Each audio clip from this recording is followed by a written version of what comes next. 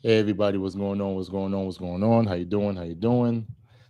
How's everybody doing out there? How's everybody doing out there? Guys, thank you so much for joining me today. Really appreciate each and every one of you. Really appreciate you guys. Oh, what a weekend. What a weekend. What a weekend. Tonight, my aunt was supposed to be coming out the hospital, but my mom didn't give me any notification. But that's okay. Things happen. But everything is good. Everything is good, guys. Thank you for coming in. Really appreciate everyone who's coming in. Thank you. Thank you. Thank you. Ag- Yo. Yeah, she's good. She's good. They said they told her that she was coming home tonight, but or this morning, but like it ain't getting any notification. So everything is good. Hey Kai, how you doing? Grand Miss, thank you guys for coming in. Really appreciate it. You guys come in, please like the video. Really appreciate you guys. Thank you, thank you, thank you. She's good. She's good. When she first got the surgery and everything, she was a little off and stuff like that. And they asked her questions. I'm like, why you gonna ask a question after she just did the surgery? That's crazy. But after they gave her the pain medication, they took the tubes out of her mouth. She's good. And I visited her on Friday, looking healthy and everything, as healthy as she can be after having open heart surgery. But it was good. It was good. So I went over my grandmother's house, just make sure everything was good for her because she won't be able to walk up the stairs where she lives. So I just made sure that a living room area is nice and comfortable for her and everything. I got her a nice firm couch that she can sleep on, and then if my grandmother wants to stay down there with her, she can do that because that where they live in Brooklyn, it's a big brownstone, about 5 stories. So, and she lives on like the 4th floor. So it's just make sure it makes more sense for her to stay downstairs and just relax and recover and stuff like that. And anything that she needs, family will get her. But just try and do what we gotta do. We always have to be there for each other. Yeah, it's rough. It's rough.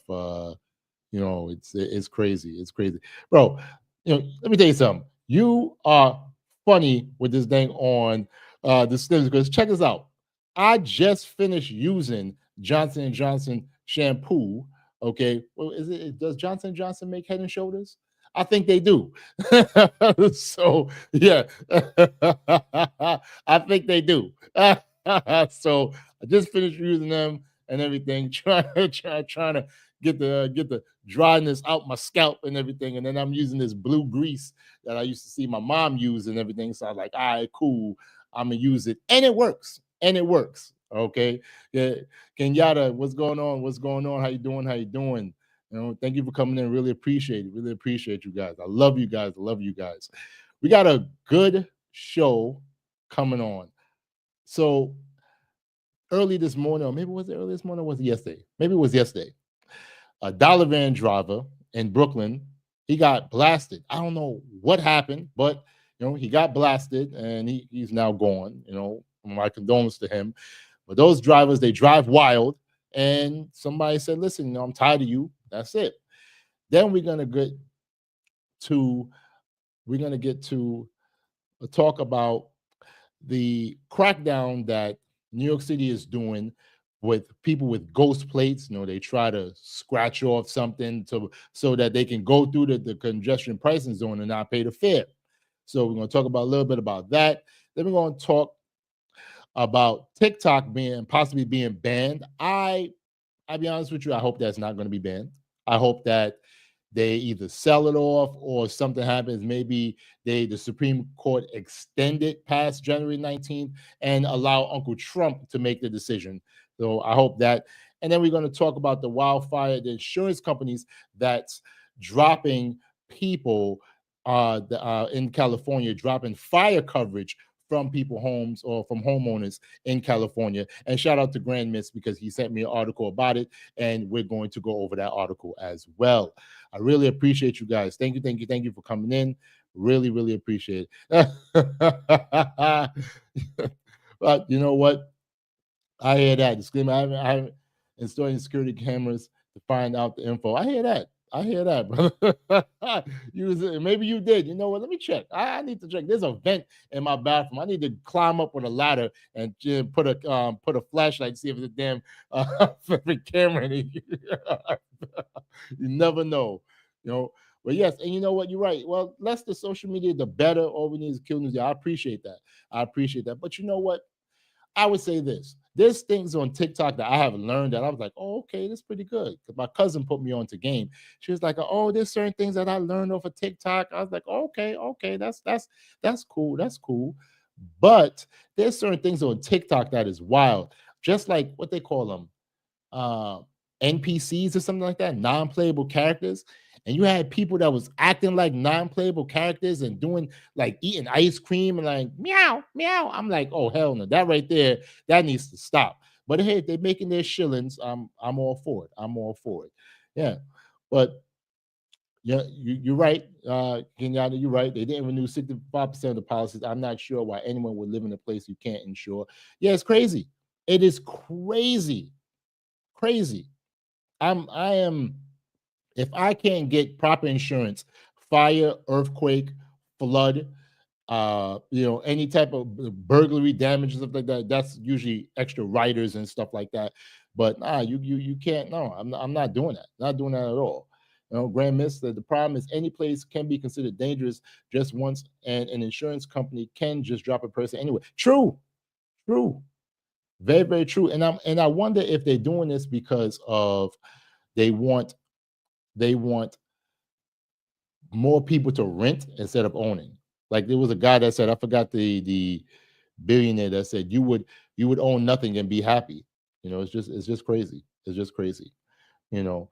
But guys, what we're gonna do is we're gonna start the show and we're gonna get to our first news feed of the day, which will discuss the incident in Brooklyn with the dollar van driver. So without further ado, let's get to it.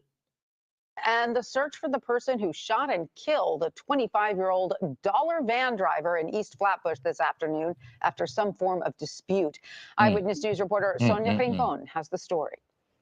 It makes you worry just to walk the streets. Worried neighbors watch detectives gather evidence from the passenger van with a bullet hole in the driver's side window. The 25-year-old driver of the dollar van was hit by that bullet in the arm, but did not survive. He was pronounced dead shortly afterward at Kings County Hospital. Police say the driver of another similar dollar van is responsible for this after the two drivers got into an argument in the street just before 1 in the afternoon. Customers are going to be fearful to even get in a dollar cab if the drivers are shooting at each other. It's like the Wild Wild West. Neighbors like Carl Brown say if there were passengers on board, this had to have been terrifying. This is 2025. We're not even 2 weeks in. It's a Sunday, and it's broad daylight. I just heard... Facts. 100%. This is 2025. We're not even 2 weeks in 2025, and we're seeing this. So much carnage, so much chaos going on in a year. It's ridiculous. Now, I used to ride the dollar vans a lot when I used to live in East Flatbush, and like I would work when I was a bus driver. I would walk up to Eastern Parkway in Utica, and I would get on them and stuff like that. And they were crazy back then. I'm talking about that was like 8-10 years ago. They were crazy then, and they're crazy. Well, they're crazier now, and it's ridiculous. If you didn't get a chance to pick up that fare, there's always going to be more fares. Now you murk somebody over what? I think the fare is still $2. I'm not even sure. Maybe it went up, but you murk the guy for that. For what reason? Like, man. And they be hardcore with it. If you ever go to or have gone to Kings Plaza Mall, and you're walking to catch the bus, they'll be right there. They'll be like, Utica. I'm like, no, I'm not going to Utica. Flatbush, you going to Flatbush? No, I'm not. I'm going to catch the bus. Why? You could just pay $2 with me. Yo, stop harassing me, yo. What's wrong with you? But they like that, man. They like that. So if you guys have ever experienced it, put it in the chat, because it's wild. It's wild. One shot, And another 5 minutes or so, ambulance will come in. I just gotta say this real quick, but that is a straight West Indian name, Oliver. You could tell, you wouldn't even have to listen to how he speak. You can tell that Oliver is possibly from Jamaica or Trinidad. It has to be. Works nearby. You could tell. You could just tell from the accent. And that area, East Flatbush, is like West Indians and stuff like that. Shout out to my West Indians brothers and sisters. I love you guys. Oh my goodness, I love the food. The women, yes. Y'all get your boy. Yeah, get your boy. And another 5 minutes or so, ambulance were coming down the street, coming up the street. Damn. People was kind of like moving around, kind of jittery. That's messed up. The van struck a white sedan that remained part of the crime scene, with this part of Utica Avenue closed all afternoon and evening. Detectives looked for video to figure out where the killer went when he took off in his van. And neighbors can't believe he'd put so many other people in danger. On Utica, there's never any empty dollar vans with anybody that's not inside. No word on what the bitter dispute between the two drivers was about or why it escalated so publicly and dangerously. But sources say these two men had bad blood before today. In East Flatbush, Sonia Rincon, Channel 7, Eyewitness News. That's just crazy. And it's like, when it really comes down to it, guys, like, it's just a couple of dollars.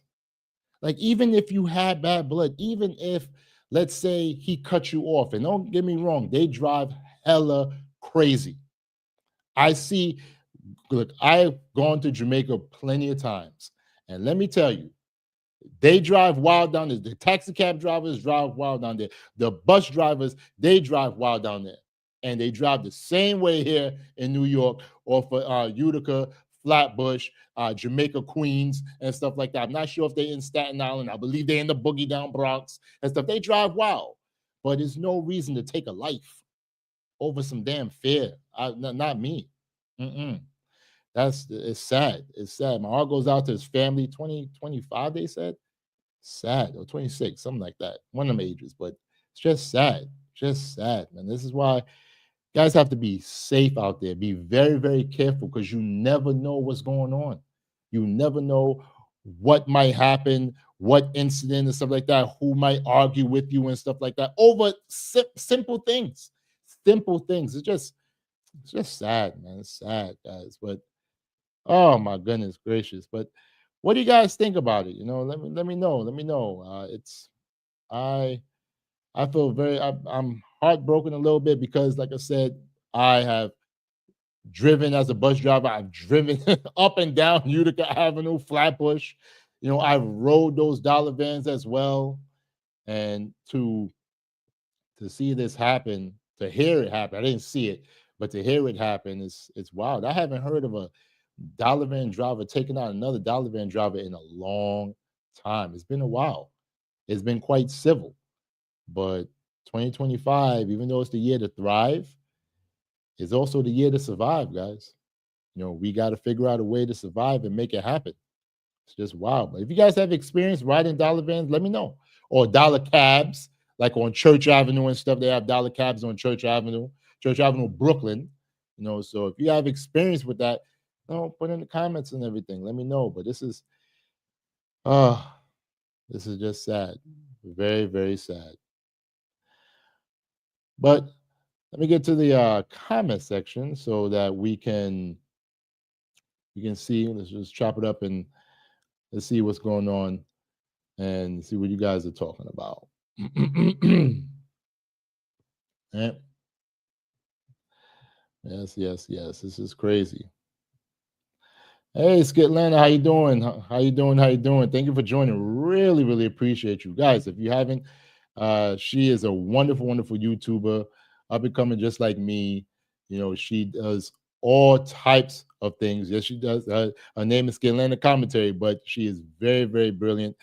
She does so much, and it's amazing to see how much she has, the knowledge that she's acquired and is given to you guys for free.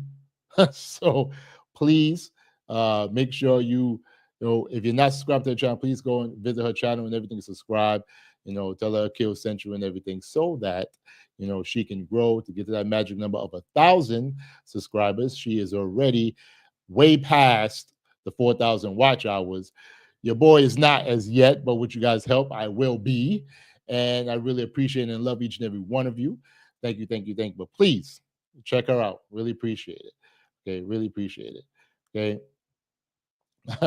Grand Miss says, and we haven't even seen chaos yet. You're right. The year just begun, like the guy said. Like the guy said, just been 2 weeks. Haven't even been 2 weeks. I'm starting a new year and chaos. Not like mini chaos. I can imagine what will happen when Uncle Trump gets in. You got people who talking about they're gonna protest Uncle Trump and try something, which would be idiotic, but still, like it's wild. It's wild. Yeah. Listen, Grand Miss, yes, the dollar van still exists because with the fare going up, and I believe they're going to go up $3 to $3 this year. More people are saying, "Hey, listen, if you're in that corridor or in that area of East Flatbush, Utica, and Flatbush Avenue, you're going to take what you can take." And yes, they drive crazy. I didn't mind because I always tried to sit in the back of the van. So just in case if something happens, the driver can get damaged and hopefully people put their seatbelt on. I always put my seatbelt on, but it's wild. Yes, you're right. Nothing surprised me anymore, Kenyatta. You're 100% right. Okay. Don't get me started on King's Plaza. This King's Plaza was that was the place. I remember when they had the movie theater. To this day, it pains me that they closed down that movie theater and put a dang on Best Buy there. I was like, man, you gotta be kidding me. You gotta be kidding me. It's ridiculous. Yes, we still have Gypsy. Yep, illegal cabs in New York. Oh yeah. Those were the original Ubers. Yes. You hail them down. Yes. Listen, they were either driving Crown Victorias, Mercury Grand Marquis, or Lincoln Town Car. You saw on a certain area, you saw those cars and you hail them up, boom, they'll pull over and they'll try to cram hella people in there. Like if they got a Grand Marquis, you can have 2 people in the front, 3, 4 people if they small enough in the back. Listen, yes, and they had a specific route. Like if you're going from, let's say you were going from Flatbush Junction and you're going to Rockaway Parkway, they had a specific route that would take you there. And it was amazing. It was great. Those dollar cabs, gypsy cabs, they saved me a lot. When I was a bus driver, oh my goodness, let me tell you, there were times when either the bus was running late, because I used to work early in the morning. At one time I was working 4:48 in the morning, and I used to have to catch the 4:18 bus. So this was before you were able to check, and it had GPS. You could check on your phone where the buses and stuff like that. I used to be like, man, if I don't make this bus, I'm screwed. So there were plenty of times where either I would get up late and I'm like, oh, dang, so I got to take a dollar cab, get into the bus stop. And then if the bus leave, I got to hope to God that there's somebody out there early in the morning to take me. And I would just ask God, because he would only take you from, I used to get on at Utica and Avenue H, and it would only take you up to Utica and Eastern Parkway. And I would say, hey, listen, can I give you $5 extra and you can just drop me off near a certain spot? And they'll do it. So, those men, and I never really saw women do it. I think I saw 1 or 2 women do it. But those men and women that were out there, they really, really helped us out. Really, really helped us out. If you never rode on one, and to understand, especially when you had to get somewhere, they really, really, really helped you out a lot. And I really, really appreciate, the things that they were able to do that really, really helped me out. Okay. Well, I mean, yeah, they can't exist because of Uber, but I mean, they're still here, you know. Oh yeah, some of them do work for Lyft, Uber and Lyft, and they do it on the side. It depends and stuff like that. Okay. Now with the yellow cab, remember, yellow cabs can't work in they can pick up in Manhattan and drop off in the 5 boroughs, but they cannot pick up unless you're going to Manhattan. So there's only designated areas that they can pick up. So you have to think about that. So with the yellow cabs is very iffy and stuff like that. Facts, yeah. Case of road rage.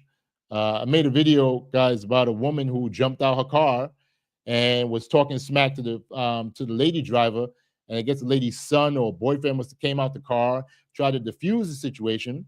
Guy turned around, lady sucker punched the guy, and the guy said, "You know what? I'm not having it." He turned around and mollywopped her and rock bottomed her. I was like, you know what? See, if she would have kept her hands to herself, that would never happen. Check out the video if you guys haven't checked it out already. Okay? Oh yeah, if you catch someone who's on the edge, those things can happen. That's why I just let it go on the road. Facts. Oh yeah, I tend not to argue. My uncle, he is a bus driver, just like me. He's been doing it for 6 years, and I would tell him, I said, don't argue with nobody on the road. Just do what you gotta do. Drive. If somebody cut you off, oh well. If somebody wants to say, "Hey, you're moving slow," oh well. Just keep focused. Keep focused. You know. You know. Yes, everything is going well with me. I really appreciate you. Thank you, thank you, thank you. I know you're doing good. I'm so proud of you.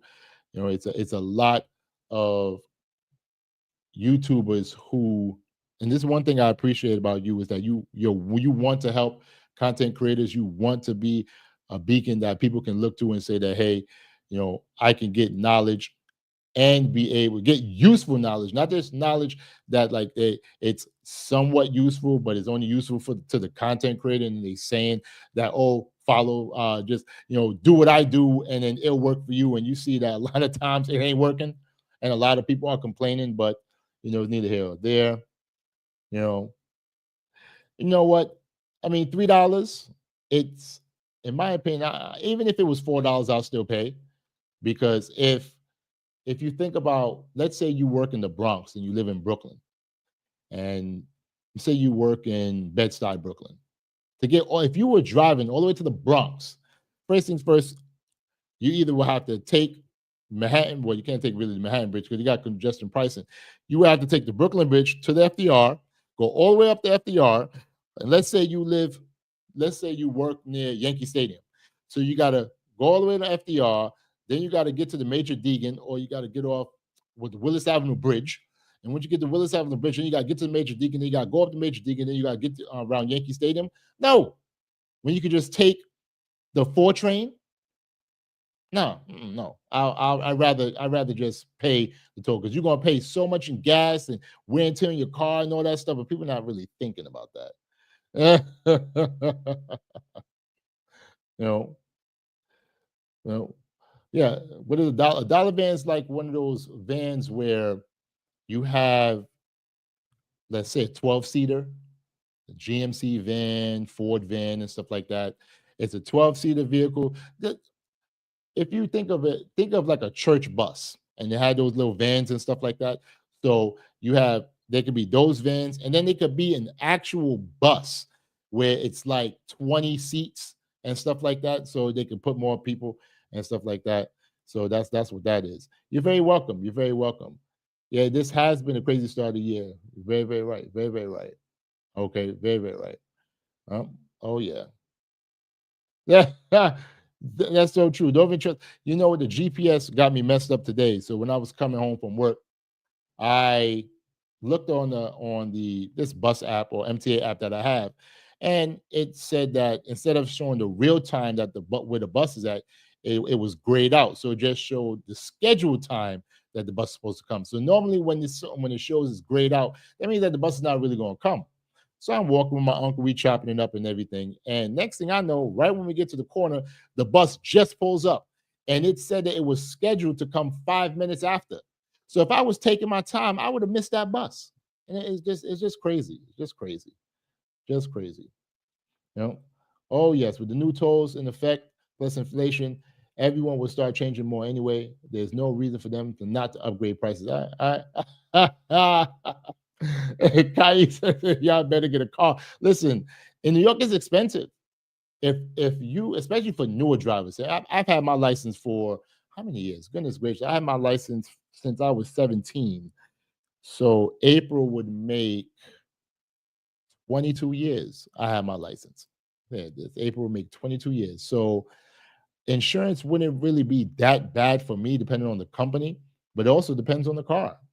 So just have to see. But thank you guys for commenting. Really appreciate each and every one of you. Thank you. All right, so what we're gonna do is, let me get the second article that I wanted to pull up. All right, let me just get this situated. All right.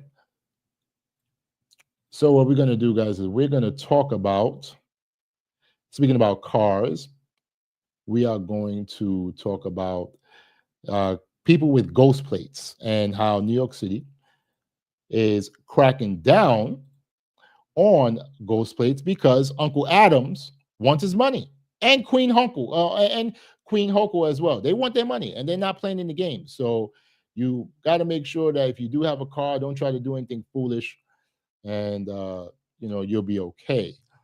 Let me get a little Vaseline because my lips are kind of drying. My mother one time I was doing a video, and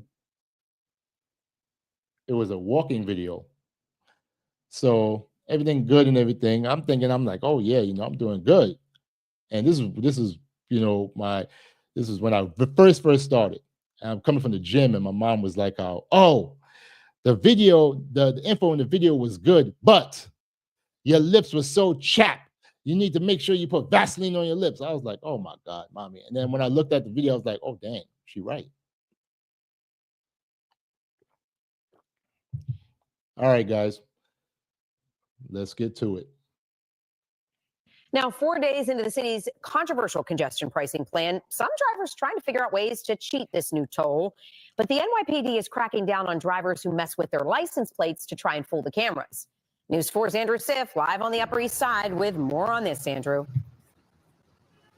Yeah, Natalie, no doubt everyone's still getting used to congestion pricing, especially here near the Queensboro Bridge. People figuring out the difference between the upper deck and the lower deck. More on that in just a moment. But yes, the drivers who are obscuring their license plates are finding out that police are at these new toll gantries ready to hand out tickets.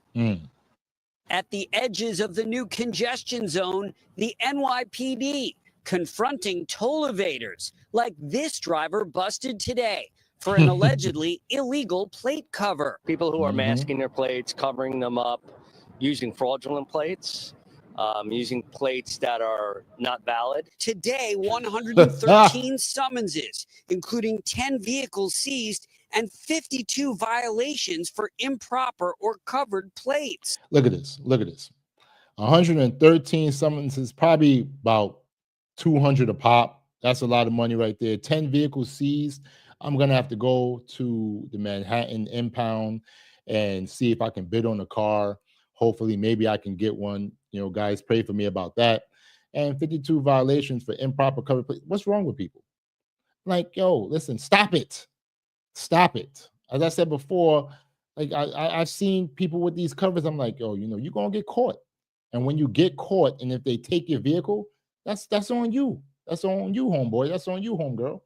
And if it happens, I'ma laugh. Especially if it happens in front of me, I'ma laugh because you knew better. You knew what you were doing. You knew exactly what you were doing. As some drivers look to avoid the new $9 peak Easy Pass toll, $2.25 overnight, all to enter what's been dubbed the Central Business District south of 61st Street. There's always going to be someone that's going to try to circumvent the system, and we got to do everything possible to catch them. Already, frustration is easy to find. Fight the grievances and the from this governor. This activist staging a one-man toll protest today in Columbus Circle.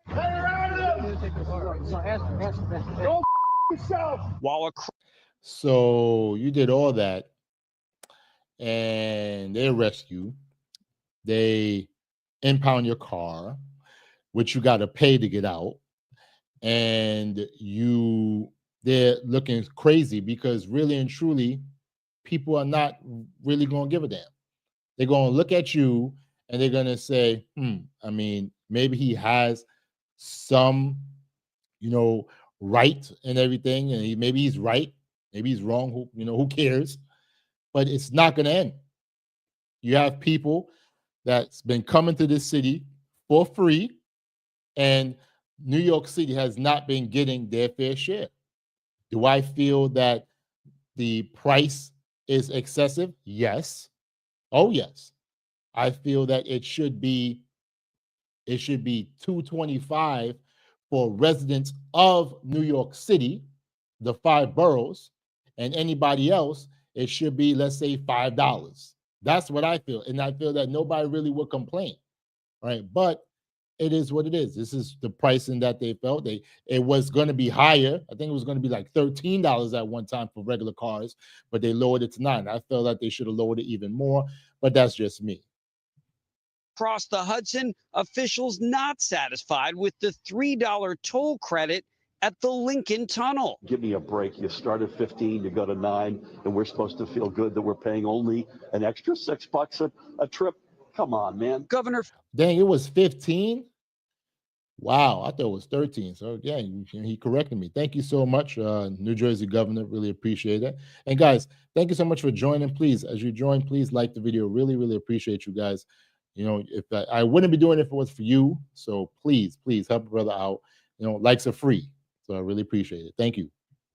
Phil Murphy's first comments since New Jersey lost an emergency appeal to block congestion pricing. We have not given up. We're reviewing all of our legal options. Congestion pricing is designed to generate $15 billion for the MTA and modernize mass transit. The vast majority of the people in my district, which is the zone, they want less congestion, they want cleaner air. But the rules still mystify many drivers, like the lower level of the inbound Queensboro Bridge. No way to avoid the toll even if you're going uptown. All the cameras are on 61st Street, but the bridge is on 59th Street. Doesn't make sense. No, it doesn't make sense. It doesn't make sense. My brother, it's called the 59th Street Bridge. I mean, obviously, if you're taking the 59th Street Bridge, where you going to end up? On 59th Street. Okay, but sometimes people need clarification on things. But oh no, isn't it called the Ed Koch Bridge? Yes, it is. That's what it's called now. But originally it was called the 59th Street Bridge, aka the Queensboro Bridge. Come on, man. And I understand people are upset. I understand, but listen, this is going to be something where people are going to get used to it. And they're going to figure out ways to be able to say, well, you know what? If mass transit is modernized, maybe they will set up probably parking areas for you to hop on the 7 train, or for you to hop on other trains that go to Queens, the F train, the M train, and stuff like that, the R, the E train and stuff. And it would work. It would definitely work. And in my opinion, it's long overdue. That's right. Inbound on the upper level behind me here, you can use the right lane and avoid the toll if you go north, but on the lower level, you can't. It's one of the quirks of the system so far. People still getting used to it. Live on the Upper East Side, Andrew Siff, News 4 New York. Oh, God, look. That's exactly what I would have done. I would have came on and be like, hey, and they probably would have mushed me in my face, but get out of here. Yo, shout out to that guy. What do you guys think about him? He got the I love Mets hat on and everything. Very good. Very, very good. I like that. I like that. That was smart. That was very, very smart. But guys, what do you think about this congestion pricing thing? What do you think about people with these ghost plates? They're just trying to figure out ways of not paying. And it's like, it's so crazy. You try to save $9, but you end up with a fine, losing your car gets impounded, this, that, and the third. So you get all these tickets. If you can get it just a summons, so let's say the summons is $150. Okay, so you're telling me that like you're damn near paying 20 times the toll? Is that smart? I don't think that's smart. I think that's foolish. But hey, I want to hear from you guys. Let me know how do you feel about it, because I really value your opinion, and I can't wait to hear what you have to say. Okay. All right, let me minimize this. All right, so let's get to the chat and let's see what the chat has to say. All right. All right, let's see. Okay. All right. So you're saying, yeah, it's not. It's actually not Johnson and Johnson. It's Walgreens. So yes, Walgreens says holla at your boy. Okay, I take sponsorships. All right. So if you need me to be a sponsor and to just put petroleum jelly on camera, I'll do it, and I'll show that the Walgreens. So hey, Walgreens, holla at your boy. Holla at your boy. Thank you, Grand Miss. Yeah, mother knows best. Yes, you're right. My mom, she she was looking out for me and everything. Sometimes she be calling me crusty and dusty and everything, but it's all right though. It's all right though. Put a little more Vaseline on, Walgreens, hit your brother up. Y'all already suffering. Okay, might go out of business, but you can still sponsor your boy. And who knows? Maybe I'll drum up some business for you guys. Maybe I'll drum up some business. Okay? Yeah, for real. Why would they do that? Like, it doesn't make any sense. It doesn't make any sense. And yes, it won't fly here because it may, and it's crazy. You're right. Maybe anywhere else, but in New York, especially New York City, like people talking about, oh, we don't have enough cops. Oh, we got enough cops. When it comes down to the city taking money or wanting money, oh, cops be there.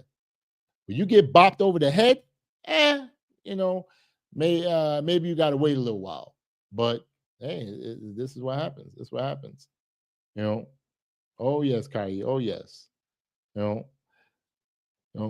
don't want to pay the fare. The solution to this, raise the prices even more.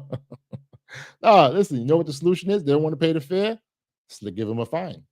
So now they're going to get the fine, get the car impounded, and then they still going to have to pay the fare, or else they're going to lose their car to flipping dealer who goes to the auction and pay for the car. You pay it whether you like it or not. It's here to stay. It's here to stay for real. It's here to stay for real. And the best thing to do, like for me, I like to go, like in the summertime, I like to go to Six Flags. So I already know that when I do go, if I rent a car and I do go, I already know to have money on my Easy Pass. I know I'm going to have to pay for that congestion pricing toll, or I'm going to have to go through Staten Island, which I'm going to have to pay, which I have to pay that. So either way, if I want to avoid that toll, I'm going to have to, figure out something, I don't think it will expand all over the city. Where they have it right now, because I remember when Uncle Bloomberg was in office many moons ago, and he talked about this. And he was like, how, well, if you live in the city, it would be cheaper for you to go into Manhattan. I believe it was like $1 or something like that. And anybody else who don't live in the city, people who live in Long Island, people who live in New Jersey and stuff like that, or any other state, you would have to pay full price to come into Manhattan. So that business district is where the main areas are where people go out of the state. Okay, the Holland Tunnel, New Jersey. Then you have the Lincoln Tunnel, New Jersey, and stuff like that. And then you have so much money there that is trillions of dollars from 60th Street all the way down to Battery Park. It's trillions of dollars in that one area. Trillions of dollars. So yeah, of course.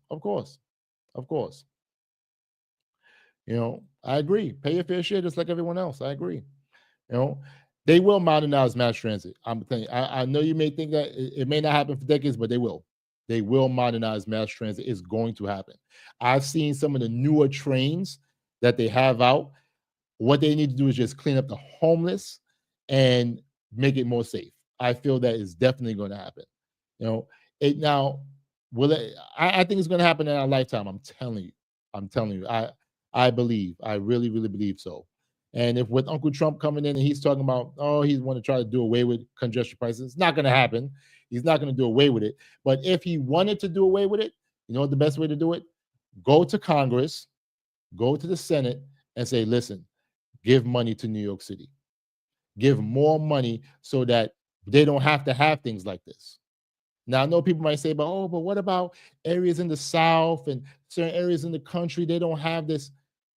How many areas around the country do you know have a mass transit system that is 1/10 the size of New York City's? Like in New York City, you can get on one train and ride and go to each. You can go to, well, no, you can connect to 4 boroughs. There's no train that goes to Staten Island. Staten Island is the only borough that you have to get off a train and get onto a bus to cross over the Verrazano Bridge. But the other 4 boroughs, you can ride Brooklyn, Queens, the Bronx, and Manhattan. You can ride one train and connect to other trains and not even leave the system. So got to think about that. It does need modernizing. Is it? No, yeah, modernize. Yeah, modernizing. Yes. Yeah, he did get tickets. Oh yeah. Okay. Well, I mean, so people, VP newscaster won't tolerate it. It's probably have police nearby. True. Yeah, yes. Plenty of Walgreens closing their stores. Yes. Walgreens, Rite Aid.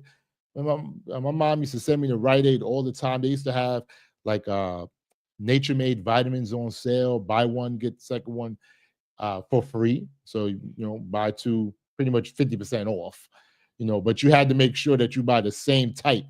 You couldn't mix and match unless they're the same price, because what they'll do is you pay for the more expensive one, and the one that you get for free is the one of lesser value and stuff like that. Congress has lots of money to give, brother. They have lots of money to give. Congress holds the purse strings. It's not the Federal Reserve. The Federal Reserve make the dollar, make the note. But Congress holds the purse strings. It always has been and always will. If they want something to be passed, and if they can find money for Ukraine, if they can find money for Israel, if they can find money for all these other countries, spend the money here. How about this? Is the thing that really pissed me off about with the way that these congressmen and women, they vote. You're voting and giving money to all these countries. Most Americans can't even pick out Ukraine or Israel or Lebanon or Palestine on a map. They'll probably say, oh, is that the Middle East? Yeah, you're right. Israel's in the Middle East. You know where Ukraine is? No. Yeah, of course you don't. Because we're not even thinking about that. How about you handle business here? And then the extra money we have, then we can give a little shillings to somebody. I have no problem with that. You going and spending money far, far away, but you have countries that's in our vicinity here. Countries in the West Indies where people are starving. Countries in the West Indies where you have minimum wage that's the equivalent of $2 an hour. But you don't want to spend there, but you want to spend halfway across the world because of NATO? No. If you really want to help, my American brothers and sisters, if you really want to help local. Help the local countries here. You want to stop immigration? Make sure you give a little bit so that these countries can be able to have and be able people will want to stay in their country. I don't mind people coming and people want to immigrate here. Just do it legally. Do what needs to be done. But that's just me, that's just me. All right. You said you're right. Yes, Doreen Reed. Now, Doreen Reed Pharmacy. The reason why they call it Doreen Reed is because in New York City, in Manhattan, there's streets named Duane and Reed. And the pharmacy, the very first pharmacy, started there. It was between Duane and Reed, and that's why they say Duane Reed. That's where that pharmacy came from. I think that they're out of business. I haven't seen a Duane Reed in years. I think Walgreens took it over. Okay. Oh, yeah. Right. America. The problem, America last. That's true.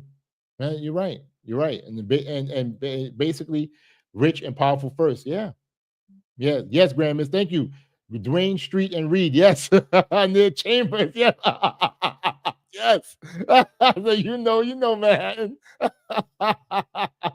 near the Brooklyn Bridge. Facts. Yeah, but that's how it is. That's how it is, guys. And I hope that gets better. I hope that things really get better because it's just crazy, just crazy.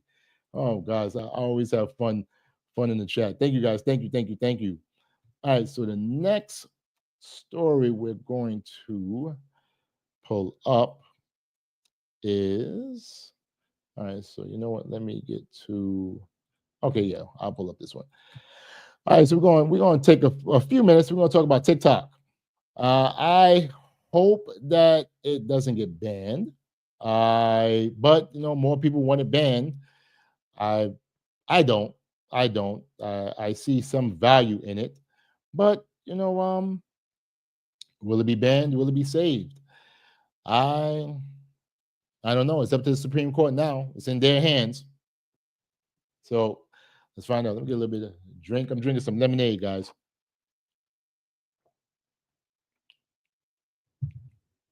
All right. Excuse me. All right, guys, let's get to it. Developing news tonight regarding the future of TikTok. The Supreme Court heard arguments today over the social media platform and a possible ban in just 9 days. The justices signaling they appear likely to uphold it. ABC 7 News reporter Suzanne Fawn talked with some local content creators who are worried it could affect their livelihoods. I'm Whimsy Soul on TikTok. I'm your Bay Area travel girly. I like to share sips, trips, and colorful fits. Kara Harms, aka Whimsy Soul, loves the Bay Area and its hidden gems. This is a holy experience. This is Double Teeth's Bakery, which is my favorite breakfast sandwich in the entire city. Harms makes a living off of TikTok. This is where I edit all my videos. She spotlights small mom and pop businesses. She also works with big brands. I've worked with brands like United Airlines, Lufthansa, Marriott Hotels. In just a few days, the Supreme Court could ban TikTok. I hope they don't. It's a lot of creators that's on it, that's making money. And shout out to them that's making money. I really appreciate them. And even though there's some foolishness on it, because I've seen some foolishness on it, and of course they said that the Chinese are doing, they're looking at people's phones and looking at the data and stuff like that. Could be, might be, may not be, we don't know. But I think that it's an app that a lot of young people use. A lot of older people use it too. I use it sometimes. When I'm scrolling, sometimes I'll be like, "Yo, what is this?" And I just laugh and giggle about it. But it must be a real serious reason why they want to ban it, or they want them to sell TikTok of America. But let's continue. TikTok is owned by China-based ByteDance. Government officials say it's a serious security threat for the U.S.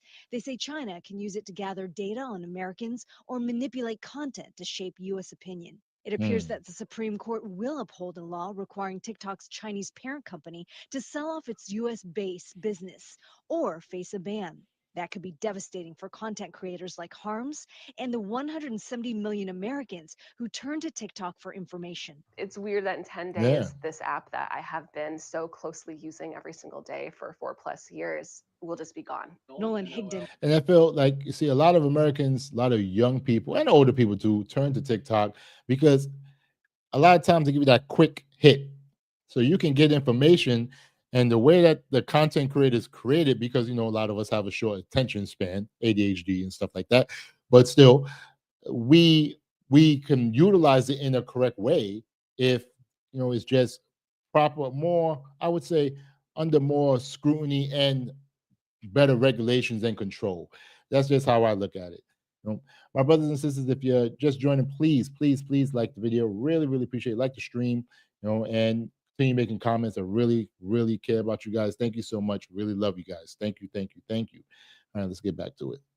Is a professor of media studies at UC Santa Cruz. He says a ban on TikTok could have far-reaching implications for users. The users are going to be forced to find other ways to communicate, possibly other platforms, and those who make money off this platform are probably going to have to rethink their business model, if not scrap it. As for social media, so I think moving forward, you're going to see a lot more platform operators probably be fearful of who's in the White House, if indeed the Supreme Court upholds this and says that the federal government does have the power to ban some platforms. Harms has already started pivoting to other platforms like Instagram and YouTube. She, like many others, continue to watch and wait. It's a big question mark, and the financial impact that TikTok is going to have when it's gone is just probably bigger than we're all thinking. In San Francisco, Suzanne Fawn, ABC 7 News. Yeah, it's going to be a big impact. It's going to be more people on YouTube, guys. If the ban goes through, it's going to be way more content creators on YouTube, and I'm all for it. I want to see the content creators from TikTok come here and do their thing and stuff like that. And I wish for everyone to make some shillings, because I want to make some shillings. But we'll see what happens and go from there. So I wish them all success, and I want them to be able to do what they got to do. I wish they weren't banning it, but this is how they feel, and I guess they think that is the right thing to do. But I don't know. I'm not type of person. I guess as an independent, I don't want to just outright be in one way. I want to go down the middle and say, okay, hey, look, what can be salvaged? What's the good things about it, and what's the bad things about it? And we talk and we try to come together and try to make things happen. But only time will tell. They have it's the 13th, so it's 6 more days. And if they don't make a deal, we don't know what will happen. But guys, let me know how you feel about it.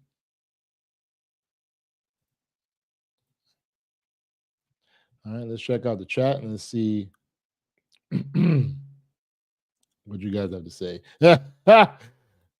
Graham, Graham, what you got against TikTok, yo? I said ban it. Yeah, it's the content creators. Yeah, I mean they do their thing. Oh God, yes. And what better way for security breach than a popular app that's F-word? True, you are right. What better way for security breach than a popular app that's used by 170 million Americans? That's over half of America that's using it, And you're right, YouTube has shorts just like TikTok. Yeah, I'm messing it up on purpose. I don't see the point of it. True, I agree. Kai says but China has banned mostly all Western social media. Of course, because China wants to control its people. So of course they're going to do it and say, listen, you can only watch what we tell you to watch or what we approve for you to watch. At least not like North Korea, where they barely got internet there. So it's crazy. Kenyatta says that I don't watch TikTok. I understand. I understand, my brother. I understand. But I don't use it, have no need for it. True. I mean, there's some quality things that I have been able to review or people that said some things and I'm like, wow, this is something that I could make a video of. So I've used content, and I've always make sure that anytime I do any video, I always give credit to the content creators and stuff like that, because it's important, because they need to get the credit. And I always try to make sure in the description box that people can go right to them and be able to just, see them and stuff like that. But with most social media, I feel that it is a problem.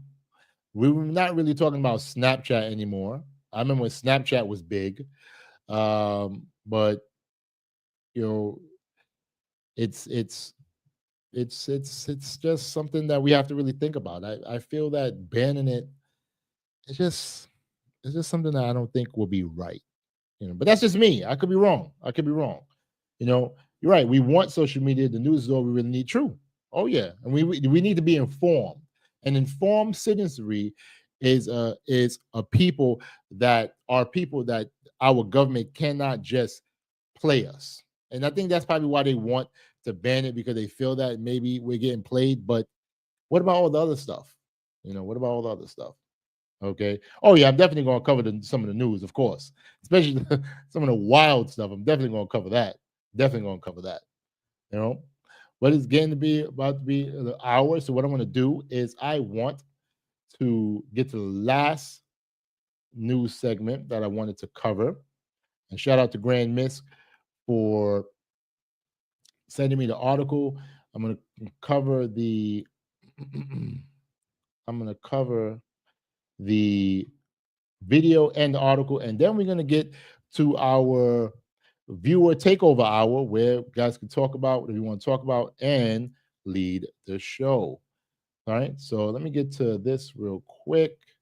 And yes, if you guys have any articles, that you want to send me, any videos that you want me to review, please, you can send to my email at akieltaylor@yahoo.com, and I will do my best to get through them and bring it on the lives. Thank you, Grand Miss. Really appreciate you, brother. All right, so I am going to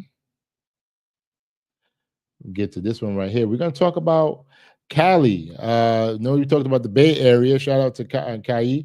We talked about the Bay Area, but now we're talking about how, like, a lot of these victims of the wildfires realizing that, oh snap, I don't got the insurance that I thought I should have had. So it's a real serious situation, and it's very, very sad, guys. Very, very sad. So without further ado, let's get to it. One of the most expensive natural disasters in U.S. history, a state facing an insurance crisis that has already left thousands of Californians struggling to find and keep affordable homeowners insurance. ABC's Christian Cordero in Pacific Palisades.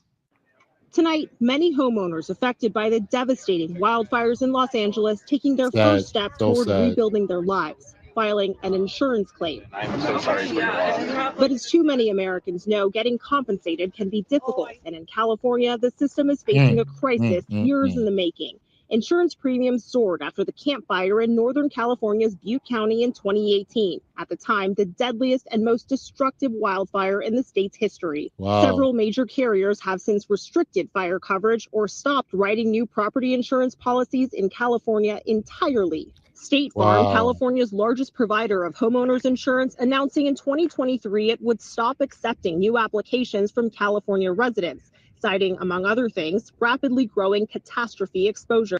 That's crazy. That's crazy. State Farm is wild for that. Depending on where you live, guys, it's hard.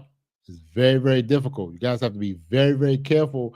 And I think that before you move to an area or before you buy insurance and stuff like that, or buy a home, you gotta ask those questions like, hey, what are some of the things that you are not covering? What are some of the things that I have to probably look and search and hope to God I can find it before you buy that home? Very, very important. Very, very important. And if you do have insurance, check your insurance. Check to see, okay, make sure that my insurance cover fire damage, because you never know that they could have probably, cut you off or release that fire coverage, and you wouldn't know because maybe you getting your notifications through an email, through electronic, and that's another thing, guys. And when they tell you, oh, get your notifications paperless, go paperless, that's another way that they can be able to sneak things in, because a lot of times we don't be checking the emails that they be sending. We'll see, oh, it's from State Farm. Okay, whatever it is, what it is. Okay. But if they don't put urgent in the dang on email, you wouldn't open it. You wouldn't open it, because I know I don't. Sure, but I need to start. Let's get back to it.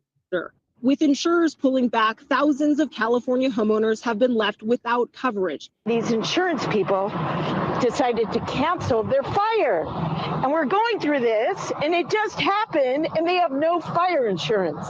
The California Insurance Commissioner issuing a one-year moratorium to protect homeowners. I'm also calling on insurance companies to suspend any pending non-renewals and cancellations that homeowners received before these fires started.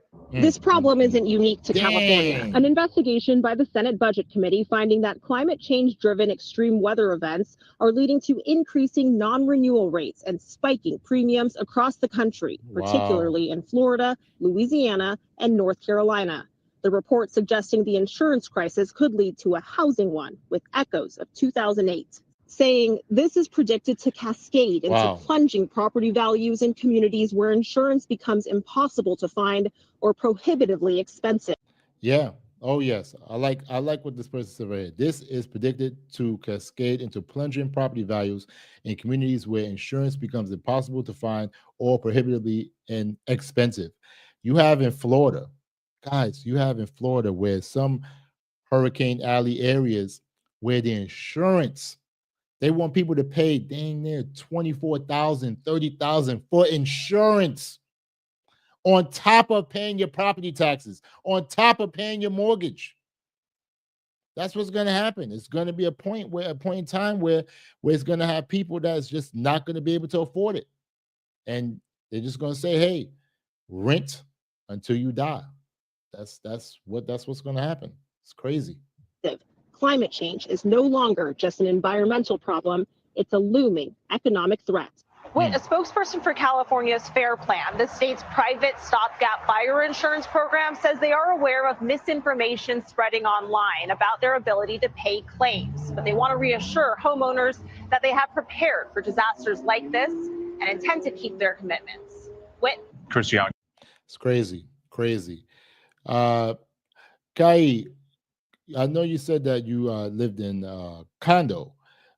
Is your insurance, everything is good with your insurance? They didn't drop anything like fire damage and stuff like that. With condos, it's different. The buildings are made different, but it's God, it's sad. It's sad. Oh, my California brothers and sisters, I know y'all going through it right now. Just ridiculous. And to be dropped when you need it. When you need insurance, you've been paying your insurance, and you be like, all right, let me go pull up the insurance papers, honey.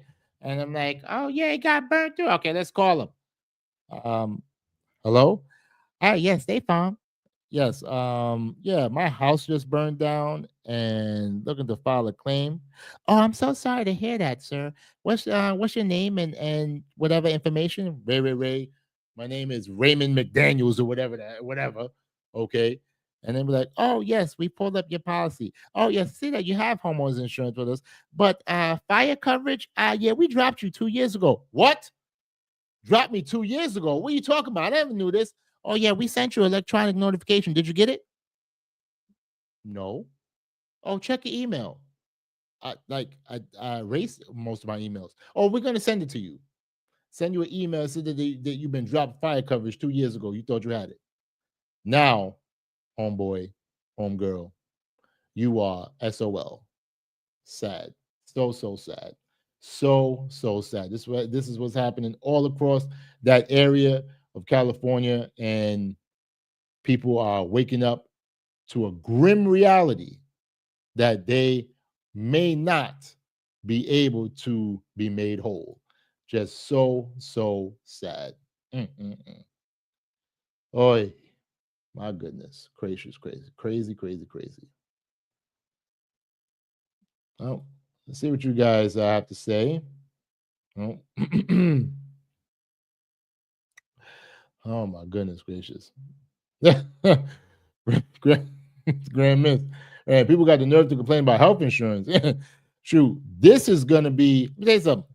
You might see, because of this situation right here, you might see a lot of Hannibal Luigi's just pop up. And you know what? If you hear about it, you heard it first from me, that it could be a serious situation. A lot of Hannibal electors might be like, okay, you don't want to pay for my home? Where do you live? Oh, you live in a nice area in a safer part of California? Okay. Next thing you know, a person just come out their car and like, bye, honey, bye. And then just come out their car and they back right out in the dang on right into their roadway, and somebody with a dang RPG just blow up their car. And you'd be like, oh snap, I can't believe they did it. There's a reason why. Okay? Yes, health insurance won't just drop you like garbage. And true, they'll deny certain claims, but they won't just drop you like that. Okay. Kai says, I knew this would happen. Insurance companies are legal pyramid schemes. Big criminals. Yeah. Oh, yeah. They're not loyal either. They're not loyal. They're not loyal. Okay. Wouldn't no insurance go against your mortgage unless these people have so much money they don't care? No, it wouldn't. See, the thing is, you have to have some form of coverage. But the thing is that they have these little mini riders that will say, okay, fire damage, earthquake damage. Like California is known for earthquakes, so that's a rider that you have to put in. Okay, but it's up to it's a lot of these insurance companies will find sneaky ways, and if you do not read the whole document that they send you, it's crazy. Like at my grandmother's house, I have earthquake, I have flood, I have fire, I have I don't have, yeah, I think I have break-in as well. So there's a lot of riders, but it's cheaper in New York to have it because those things hardly happen. Like when I was teaching last school year, there was a mini earthquake that happened, and like I thought that it was the school that was upstairs on the third floor. I thought they were messing around until the parent coordinator came and was like, "Oh, Mr. Taylor, did you feel the ground shake?" I was like, "Yeah, what was that?" It's like, "It was an earthquake." I was like, "Wow." I was like, "That's crazy." And once I told the kids that, they got up, started running around, going crazy and everything. Principal got on me like, "Oh, Mr. Taylor, you don't know how to control your class." And she was kind of right because I allowed them to go crazy sometimes, but still, it's wild. It's wild. Honestly, I thought people couldn't even have a home without home insurance. They cannot have a home without home insurance. Well, no. If you have a mortgage, you have to have homeowners insurance. If you don't have a mortgage and you own the home free and clear and you want to take that risk, you can go about without having homeowners insurance. A lot of people do it. Right? A lot of people do it. That's true if it's coverable in the first place. You're right about that. All right, Kenyatta. I think the problem started with abuse that people were doing. Now we're paying higher premiums and don't get anything for it. Facts. Oh, yeah. Oh, yeah. Oh, yes. But I mean, when they say abuse, it depends. Like, okay, in Florida, I know that they were abusing the roofing changing scam. They had some scam in Florida. And if anybody in the chat that's from Florida, help me out. Really appreciate it. Really appreciate it. Interesting. No one was in the uproar for Katrina or the Houston devastation that happened. It's interesting. Well, I think that the thing is that the reason why they weren't really in an uproar was because a lot of those homes, especially when you think about Katrina, that was 2004? Yeah, 2004. Was it 2004? Goodness gracious. Please help me out the year. But with Katrina, a lot of those homes, the Ninth Ward and stuff like that, a lot of those homes were very, very low cost homes. So when the levees burst and people didn't listen to the evacuation warning when they gave it before, when those levee bursting and washed away many of those homes and killed so many people, my condolences to the people that perished during that terrible, terrible storm. A lot of those homes were cheap, $10,000, $15,000, $20,000 at that time. So we have to really think about that too. It is too hot in the South, depending on where you go. Okay. If the state area has insurance to begin with, true. Yeah, you're right. All right. You're very, very right. Oh, yeah. Okay. There's just not enough money anywhere. Okay. And then Grandma says, unless for wars overseas, yes, because wars is big business. Boeing, big Lockheed Martin, big business. Big business. Okay. Kai says, yes, I'm going through the cracks with my landlord. Sad. So hopefully your landlord have some insurance. Hopefully, keep us posted. Hopefully everything works out. Really do hope for you. And I'll be praying for you, Kai. Okay. I actually like conspiracy theories. So I'm going to try to find them for the wildfires. Please, and you can send it to my email. If you got any conspiracy theory section, want me to do something on, I will. All right. Carry they are pyramid scheme. Yes, to be fair, though a lot of people knew they were getting what they were getting into living wise. If you can't afford to live in a particular areas in the first place, yeah, true. I agree. Yeah, you're right. Yes, when I was younger, the adults were always getting insurance claim money. Oh yeah. Back then, it was different. Oh, yes.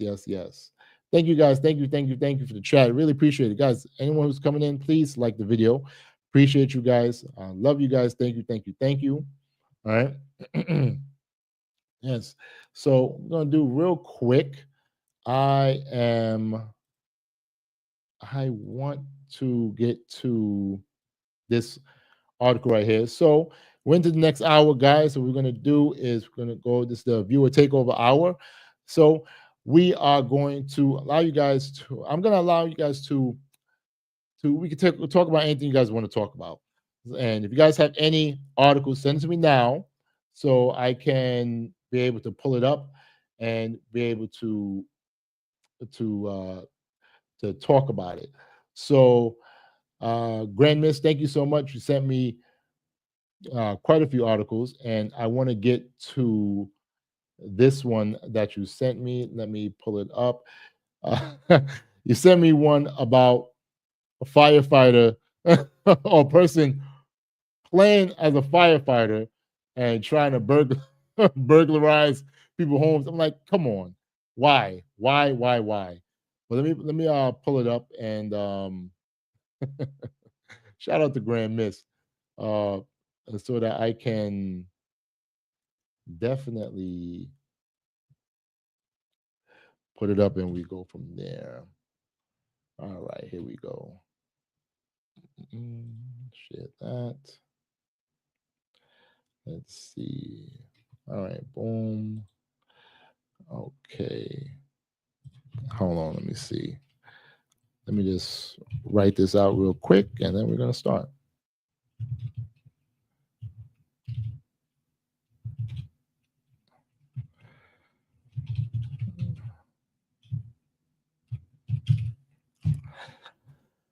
Okay.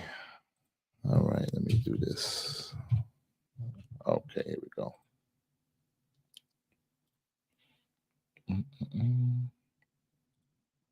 All right, yes. Shout out to Grand Miss for sending the article. Really appreciate you, my brother. Thank you, thank you, thank you. Without further ado, I'm going to get to it. Actually, wait, you know what? Let me get a little bit to drink.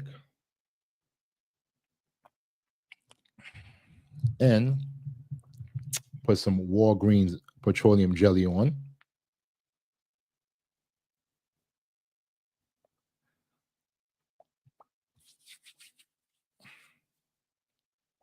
All right, I feel good. All right, here we go, guys. Burglary suspects dressed as firefighters arrested in LA fire zone, officials say. Crazy.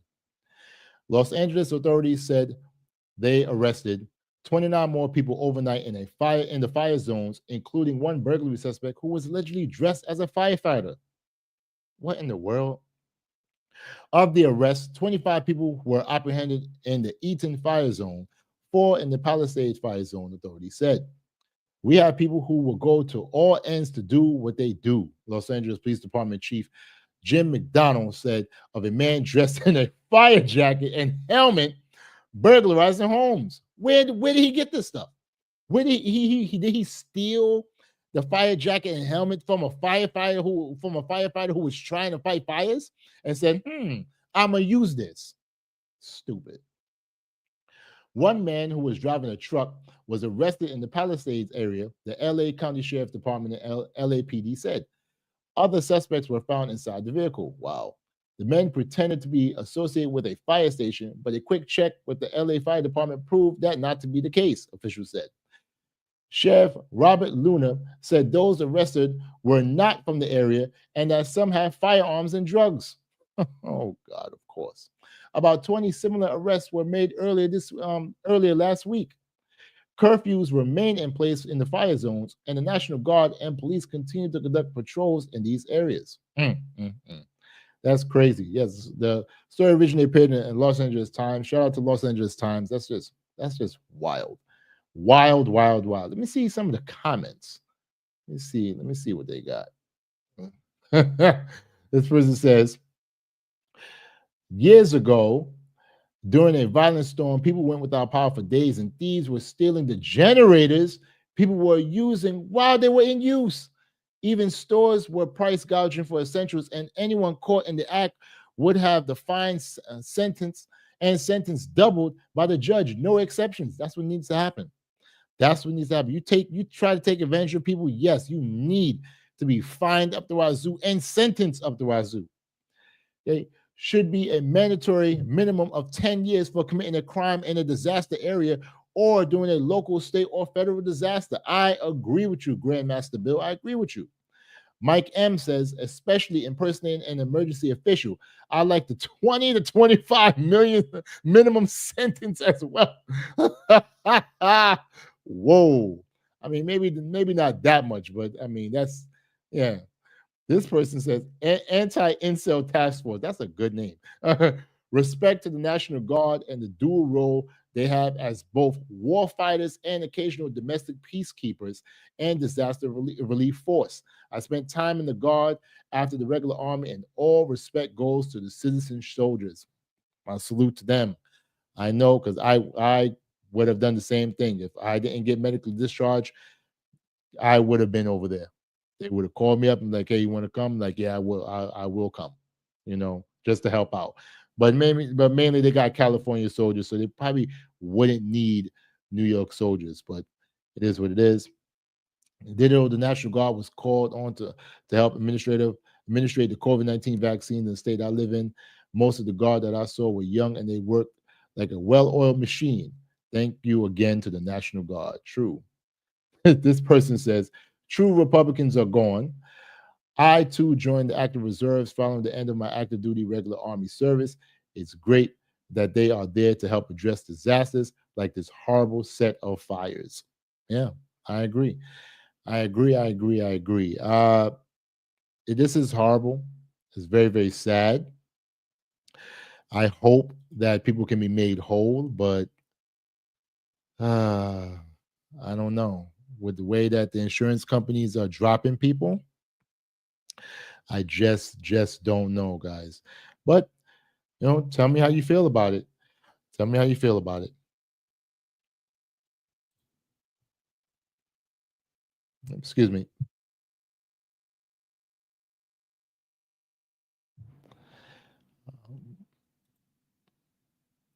All right, I'm going to check. Grand Miss, you sent me some great articles, my brother. Really appreciate you. Thank you. I'm going to pull up another article, but we could chop it up in the comment section about this article right here. Tell me how you guys feel about these people just trying to take advantage of people. It's just ridiculous. It's very, very sad. Very, very sad. But that's how people are. People will take advantage of you or try to take advantage of you. All right, let me.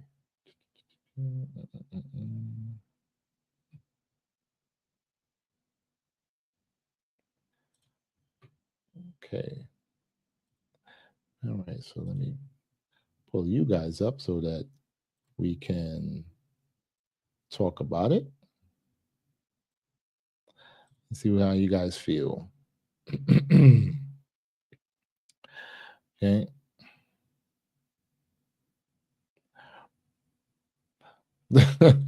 Kai says, when I tell you all that Cali is a big demon possessed land with sunshine, believe me, New York City has nothing on these nutcases in California. Facts. You see, the thing about with Cali is that like certain parts of California is real nice and warm. So all year long. So you're gonna have some nutcases out there. I totally agree. New York City, you have nutcases in the summertime, but in the wintertime, the nutcases, they cold. So they will kind of calm down and stuff like that. But everywhere has its trouble, like Grandma said, right? Okay. Right. And then right, state needs to address the water reserves. I agree with you. Because a lot of people have been suffering, they have the water, and then rain. But I feel that what they need to do is try to connect something with the ocean. You got the water right there. But yeah, okay. Unless it's a slow news day locally, countrywide, I have to fly to other websites. I understand. Thank you. I appreciate it. I really, really appreciate it. Thank you. But it's crazy, guys. You have to be very careful out there. The way I see it is it's very, it's just sad. It's sad because you have so much people that could be doing good, but you have many, many more people that will that will want to try to take what you have because they feel that you have too much, they have too little. Let me take yours, or let me scavenge what you have left behind in a time of chaos with these wildfires right here. It's just ridiculous, just ridiculous. Oh my goodness. But thank you guys. Anyone who came in, thank you. Really appreciate you guys. Please like the video. Please like the stream. Sorry. And really appreciate you guys. I'm a new YouTuber. If you're not subscribed, please subscribe. Thank you. Thank you. Thank you. Really, really appreciate you guys. Thank you. Thank you. Thank you. All right. So wanted to pull up this article. And yes. Oh yeah.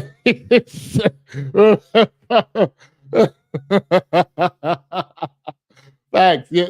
Listen, I might start doing that. I might start doing product advertising, and hopefully next thing you know, you see your boy on a product commercial, and they be like, "Oh snap!" And I'm gonna tell you something. I will never forget my day ones. I really appreciate you guys. Let me tell you, everything that as I continue to grow, you guys are going to grow with me. And I'm telling you, I will never forget you guys. I love you guys, and I really care about you. I thank you so much for being a part of this journey and making it happen. Thank you, thank you, thank you. I really, really appreciate you. Really do. What we're going to do real quick. And Grand Miss, thank you again for sending another great article. Really appreciate you. This article here is about Boar's Head, his listeria. I really appreciate it. And I do like to eat Boar's Head ham, the honey ham, Boar's Head. Oh my God. But you know, I gotta slow down. I gotta slow down on that. But we'll see what happens. Let me just write this up real quick and then we get to it.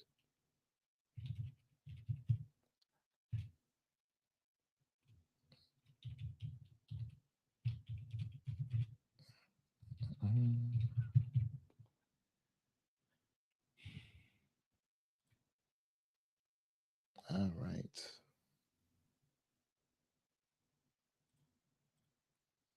Oh, wait, where's that? I think it's there we go. This one. All right, here we go. Perfect. All right. Yes. Listen, you know what? Listen, thank you so much. I can't wait. I can't wait. I mean, I would love it. I mean, I guess me, I'm a little minimalist, so maybe. But if I could have a penthouse and have you guys over, that would be perfect. Like a penthouse party. That's what I would want. I have a nice penthouse party and go from there. I really appreciate that.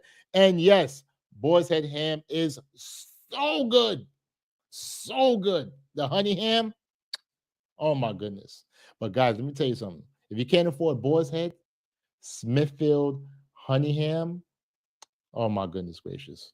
That is like a close second. Smithfield honey ham. but let me get this article real quick. Shout out to Grand Miss for sending me this article. All right.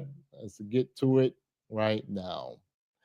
USDA says Boar's Head listeria outbreak the result of sanitation failures. Sad. So sad.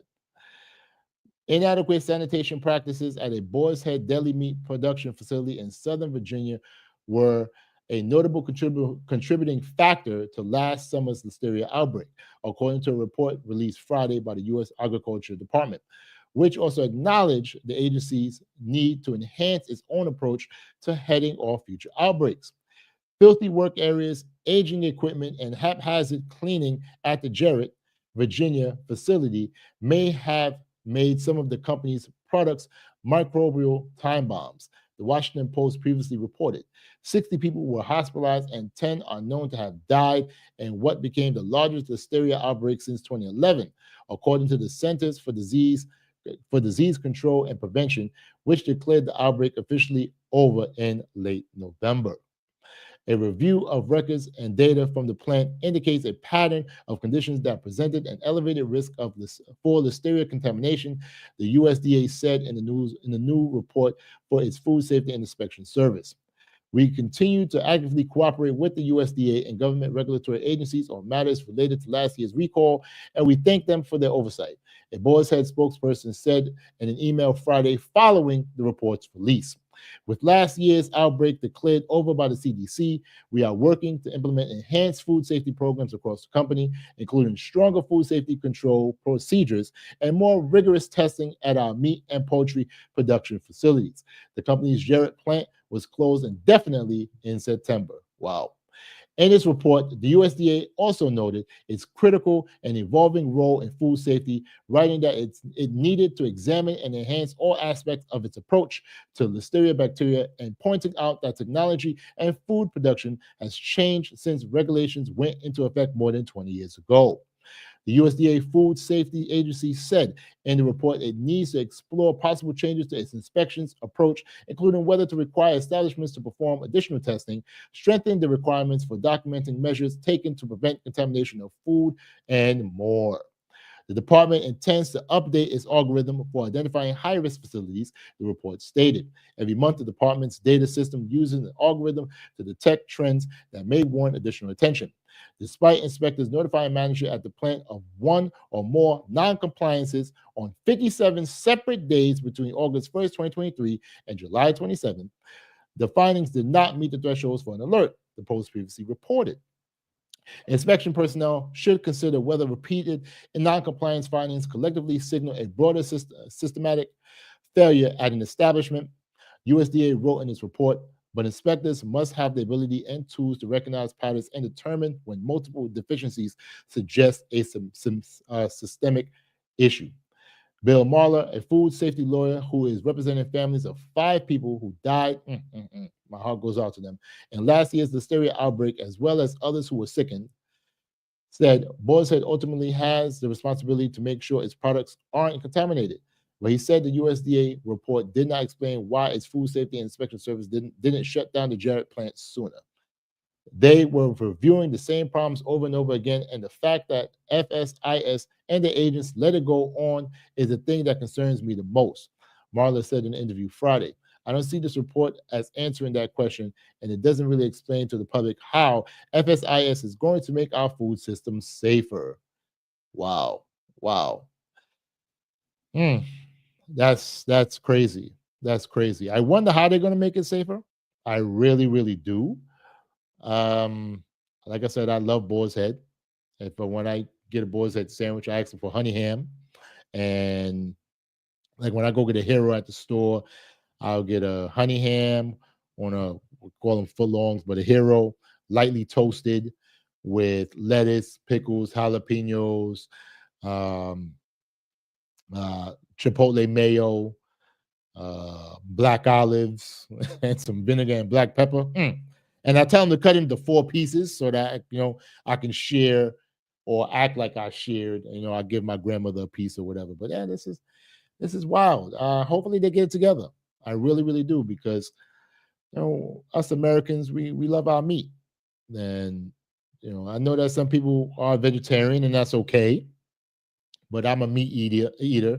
I will probably be found dead with a piece of bacon in my mouth and stuff like that. And I'm probably going to put in my will to bury me with like a pack of not Boar's Head, but Oscar Mayer bacon, maple bacon. Bury me with the maple bacon, and so that my body can or my spirit can eat the bacon and stuff like that. So please, like they used to bury people with jewelry and stuff like that. No, I want to be buried with bacon.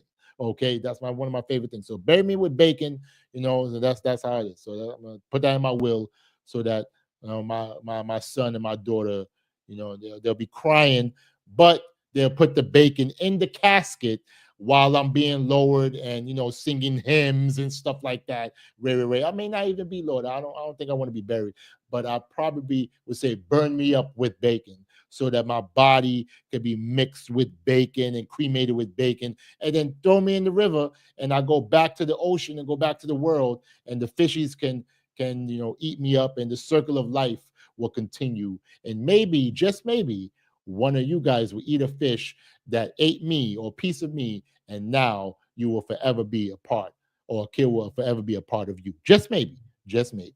But let's see. Oh, I thought it was over. Oh, let's keep going. I'm sorry, guys. Concerns about I'm so sorry. Concerns about the conditions at the Boar's Head plant were not new to USDA officials. I'm so sorry. I thought this article was finished. My apologies. In the year leading up to the outbreak, government inspectors cited the plant for dirty machinery. Oh God. Oh no. Flies in pickle contain. Oh hell no. No. Government, let me see. Okay, hold on. Let me go.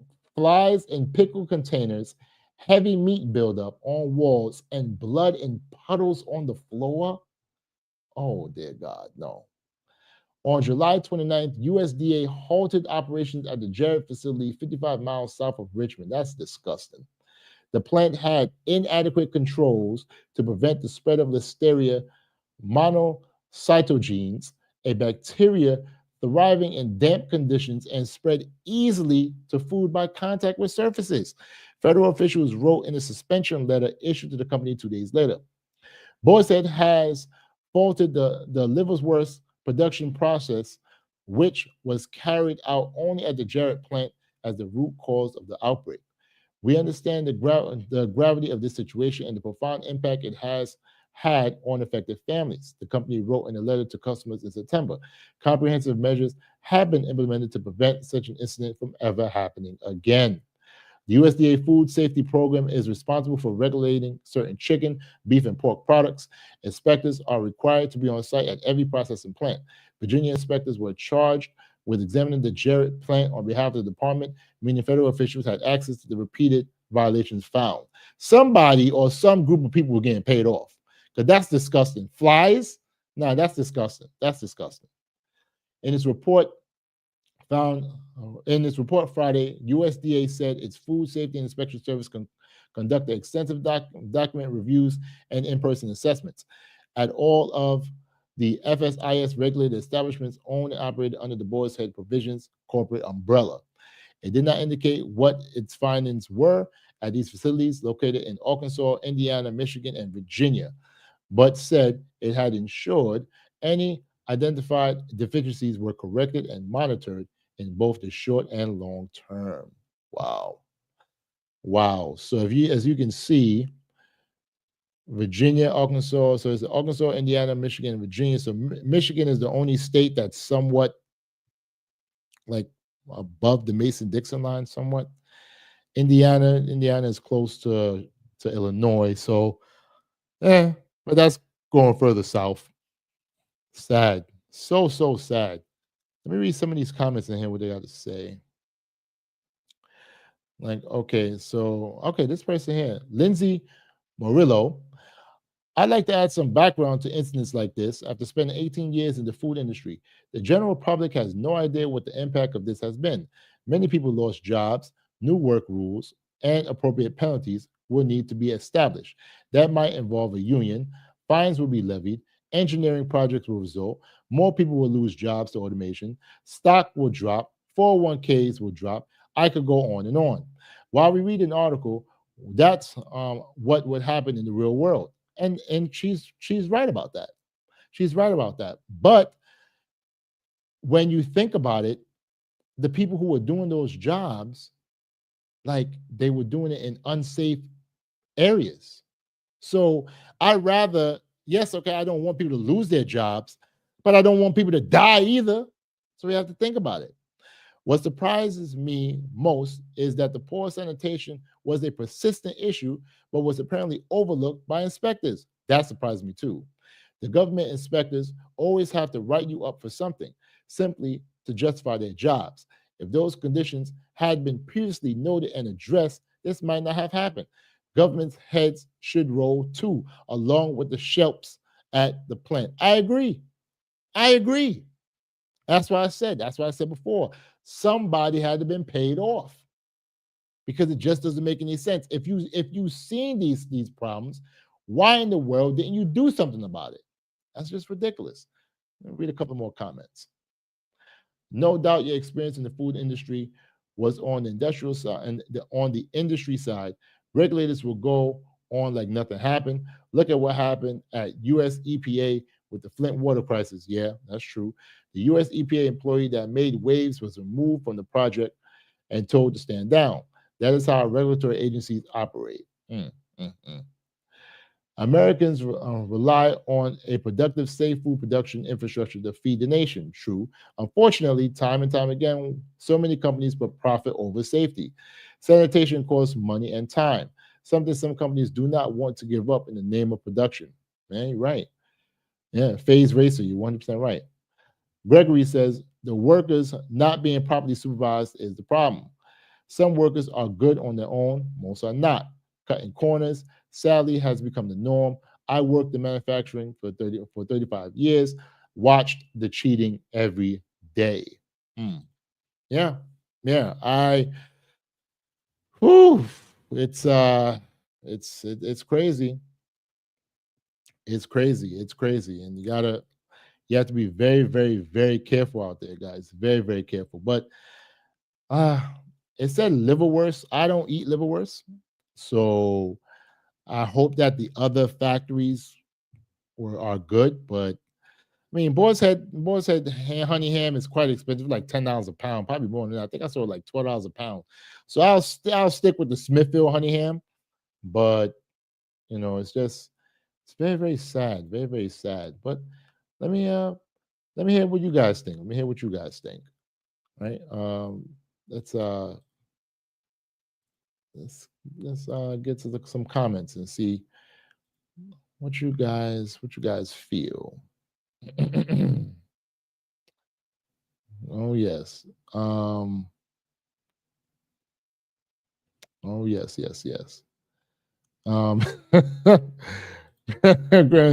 Just so you never forget this, he really means I'm with you until I'm amass millions of dollars, then I'm out. See ya.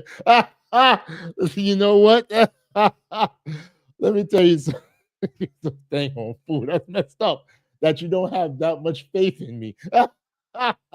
Listen, let me tell you something, guys. I said to myself, if I ever make it where I amass millions, especially from this, I will make sure that I'm good, of course, for money in index funds or ETFs and stuff like that, like dividend paying ETFs. And once I have enough money where I'm good, like my monthly bills is good, like I'm making 5 times my monthly bills, I want to be able to put, especially my day ones, I want to put you guys on. If you guys create channels, I want to help you out. Because the one thing that I realize when it comes to money, and I realized this from when I was in high school and I took an economics class. My economics teacher said to me, Akil, the only way that we would have a downfall or a crash in this country is when money stop revolving or stop moving. So I said, what do you mean by that? He said, money always has to move. It always has to exchange hands. Always has to exchange hands because that's how people are able to buy. The government creates a set amount of bills. Now, of course, digital now they can create more money, but that money has to be used. We noticed that during COVID, when things were shut down and people couldn't spend, what happened? Things started going down, down, down. The only thing that was going up was food prices because that was when the only things that was being brought, and then protective equipment. They were trying to price gouge and stuff like that. But now you can see that mask. Remember when mask was going, you get one mask, you had to pay like $2-3. When you used to be able to get a pack of masks for like 99 cents, people were gouging people. But I would never forget you guys. If I get millions, no. You guys coming with me. You guys come, and I will show my appreciation because as a close family friend always used to say, and say it to me to this day, appreciation is a verb, not a noun. And through my actions, I will show you how much I appreciate you. So I will not. I would not. Kai said that she will forget. She will forget y'all too. That's messed up. But you know what though? You're right. Some people would. Some people like, oh, toodles. That's crazy. Oh man. But yeah, listen. It is too many recalls. Yes, that sandwich, that sandwich is so good. If you got that, I'm saying, if you got Kai ever come to New York, I'm gonna take you to a place that me and my son go to all the time. Well, not all the time, but that's the place that's the only place we get sandwich from. You will enjoy it. Now you're not sharing that sandwich. But protein shake, I like I like strawberry and cream protein shake and chocolate. I usually get vanilla sometimes for my grandmother and stuff, but she need to get it, so it's good. But yes, yeah, grandmas could be a food snob for real. Okay, yes. Oh yeah, bacon burial. I'm real serious about that. Bacon burial for real, for real. Oh yeah. Huh? Yes, but you got to watch your health. I agree with everyone. Please watch your health out here. It's very important. You guys don't want to leave this earth early than what you're supposed to do because of health problems. I hope that I can live towards over 100. I hope so. Okay. After an article like this, plus the eggs, there's no way I want to consume this food. It's sad. It's sad with the bird flu thing. And thank you for that article as well. Okay, with the bird flu one, it's crazy. I'm still going to eat eggs because I love eggs. So when you season them up good and everything tastes real good. But all right. P65 said nothing wrong with being a foodie. You just have to eat healthy along with being a foodie. Yum. Yeah, true. You have to eat healthy, but you know what? You have to also enjoy life. I like snacks. Oh God, I might have to write this company because hers, they make these hot cheese curls that is so good. But I think that they stopped making it because I don't see it in the store. So I'm gonna write her corporation to say why don't you make them anymore? They made some hot honey cheese. I was like, what the hell is this? I don't want that. I want the regular ones, the spicy one that you made before. But I guess they had to stop making it because I was being a greetums. And as a greetums, I was eating, me and my son, I would buy like 2 big bags and me and him would just eat them up. So yeah, so maybe that they stopped making it just so that I won't eat them anymore. So it is what it is. It is it is what it is. Yeah. Oh yeah, she's right. 100% right. The right years, and I'm not saying anything. I hear that. I hear that. I hear that. 20,000 can change. 20,000 can change a lot of people. Shoot. I know I remember when I wanted to buy a car and the guy, I swear, some of these guys, they really try to mess you up. So the guy told me it was 15,000. I was like, all right, cool. It was a Honda Accord, 2017 Honda Accord. This was in 2019. This was before we started to go crazy. So he said he wanted 15 for it. I was like, all right, cool, perfect. Saved up, everything, go. It was 5 other guys there. The guy said, oh, who wants it the worst? I was like, what the hell? I said, I called you first. So people there started having a bidding war. That $15,000 car, now mind you, it only had like 2,000 miles on it. So yeah, it was pretty much brand new. Someone paid $22,000 cash for the car. I said, all right, wasn't my time. So yeah, $20,000 can change somebody because it went from 15 to 22 and it's crazy. But millions leaves a ghost. And you're right. Could be, yes. I don't think I would though, because I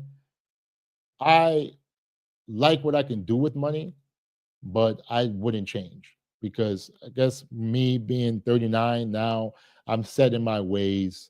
I wouldn't change. I think if you give me millions, like let's say if I won the lotto, and let's say I won 50 million, I'm just throwing that number out there, right?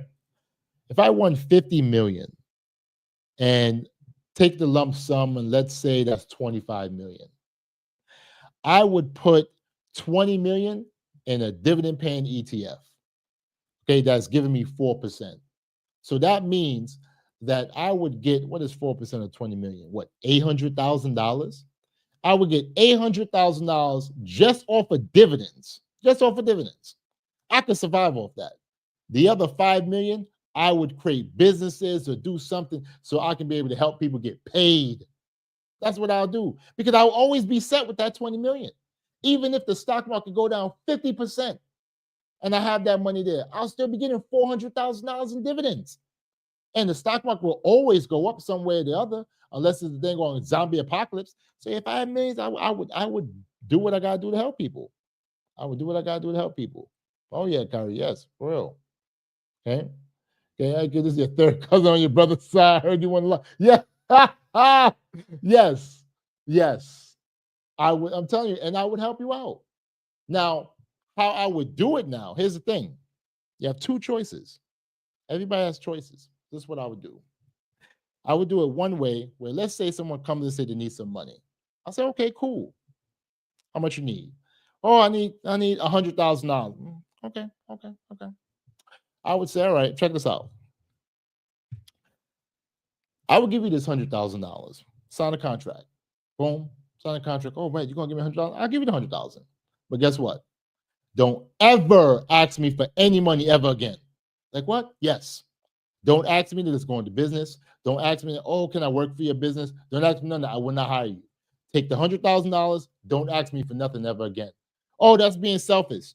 Being selfish is me not giving you a dang on thing. That's what being selfish is. So if you want the $100,000, cool, no problem. I'll give it to you. But that's the only thing you get from me. So you have a choice. You can work for me and we can make this money together and you can make way more than $100,000. Or you can take the $100,000 now, but don't ever ask me for anything else. When you see me on the street, you can say hello to me, but if you ever ask me for money, it's going to be a hard no. And you're going to hear that no. That's what I'll do. All right? Oh, yeah. What happened to White Castle on the East Coast? Looks gross. Listen, White Castle, it still exists. Oh, God. I love White Castle's shrimp nibblers. It used to only be like, I don't think they have a year round. But when the shrimp nibblers used to come on, it was a particular White Castle I used to go to in Brooklyn off of Pennsylvania Avenue. And I would tell them, please, fry the shrimp nibblers really, really hard. I want it to be golden brown. Because once I get the shrimp nibblers, I get like 5 little things of tartar sauce, and I'll sit my chunky butt there on break. Because when I was a bus driver, I used to drive around the 5 boroughs. I worked for Accessoride, and I would drive around the 5 boroughs. So when I have break, I would sit there and I would eat, and it would be so good. I haven't had White Castle in a minute, but very, very good, very, very good. But they do exist. It's just not that many locations. Grand Miss, do you remember when it was White Castle and Church's Chicken? When Church's Chicken used to be with White Castle many, many moons ago. And me and my friends, oh God, used to be a White Castle on Atlantic between Grand and Classen. And they used to have, with Church Chicken, you had the chicken on the side, but they used to have honey butter biscuits. Oh dear God. We used to be able to get 4 for $1. Me and my friends who would scrimple up will have $1.07. Go right to White Castle. Can we get 4 honey butter biscuits, please? And please, can you put more honey butter on the biscuits? And they'll do it. They'll do it. And we would just sit there and eat. Oh my God, it was just unbelievable. Yeah, you're right. It still exists. And not that many locations. And the food is actually pretty decent. Oh yeah. But yeah, I agree 100%. Listen, you know what's crazy? I know you say that about Taco Bell, but I ain't gonna lie. When I was a bus driver, I used to love going to Taco Bell. There was a Taco Bell, I don't know if it's still there, off Atlantic Avenue in Queens, off Atlantic Avenue, before you get to Woodhaven Boulevard. I believe it was like 99th Street or something like that. I'm trying to remember. I know it was Atlantic Avenue. I believe it was like 99th Street. And when I used to do overtime and my route my overtime route would start in Queens. I would stop there, and I used to get 2 chalupas and a hard taco. At that time, this was, let's say 2015, 2016, that used to be like $4.99.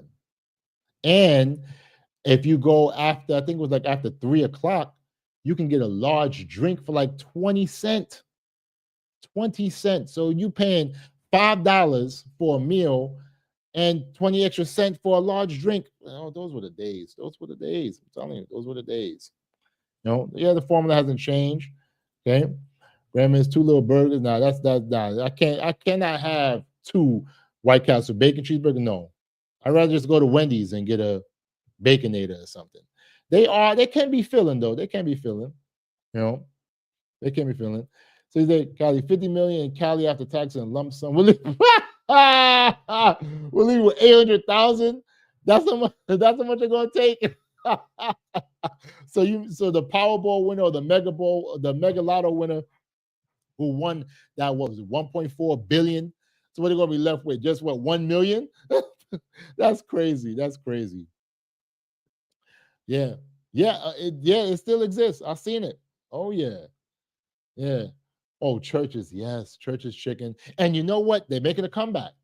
I mean, when I was going to Chicago a lot, there was a Church chicken that I used to go to, I used to frequent, and it was dusty. It was hella dusty. It was so dusty that you go in with clean clothes and come out with flour. You be like, yo, why do I have flour on my clothes? That's how dusty it was. Okay, it was very small and dusty, but it was crowded because people like the chicken and the honey butter biscuits. So I was like, I'll still go. I don't care. I just clean my shirt off. But now they're changing them up. They're fixing them up and stuff like that. So it's pretty good. Yeah, Church's chicken wasn't popular here in New York because KFC ruled here. But do you remember? I know that I'm not. I mean, I'm 31, but I'm 39. Sorry, it's 31. I wish I was 31. 39. But there used to be this chicken place called Roy Rogers. Do you remember Roy Rogers? Anybody in the chat? Do you guys remember Roy Rogers? If you remember that, I feel that they had, in my opinion, when they had the storefront, not when you go on the highways and you see them, the storefront of Roy Rogers, whatever they seasoned that chicken and how they fried that chicken, I mean, that was so good. There used to be one in downtown Brooklyn. I remember it used to be one downtown Brooklyn. And I had a piece of chicken. I was like, this is, oh my God, so good. So if you guys remember Roy Rogers, put it in the chat. Let me know if you remember Roy Rogers. Okay. Or Popeyes. Yeah, Popeyes is pretty big in New York. There's a lot of Popeyes, Okay. Wow. It says if you eat Taco Bell now, avoid anything with the beef. Wow, that's crazy. I love the ground beef. I love it. If it's not ground beef, that's crazy. If it's not, and the chicken is pretty good. I like the chicken tacos and stuff. That's crazy. And the formula changed too much. It doesn't taste like beef anymore. Yeah, that's messed up. That's messed up. Yeah, but yeah, I agree. I agree, Grandmiss. We do not need another Powerball Mega Millions winner in Cali. I'm tired of it. I remember it was a truck driver that won it in Brooklyn. I was so happy for dude. I was like, they had him all plastered and everything. He was like, oh boy, I'm so happy, so happy. And he skipped town. I think he went back to this country. People was like, oh, can I get some? Nope. He booked. I was like, damn, I haven't heard nothing from him. I don't think he live in Brooklyn. When he skipped, he's like, I'm out of here. I was like, wow. No. Yeah. Thanks. She put a voodoo curse in the county line. That's messed up. That's crazy. Yeah. Oh, Roy Rogers was. Oh man, it was good. Good. Yeah, and that's the thing. I only had it like 3-4 times. I only had it 3. It was very, very few locations. Very, very few locations. I seen it one time. I think I was going through Tennessee. And while I was on the highway, I'm driving and I saw at the pit stop, it said Roy Rogers. I was like, Roy Rogers.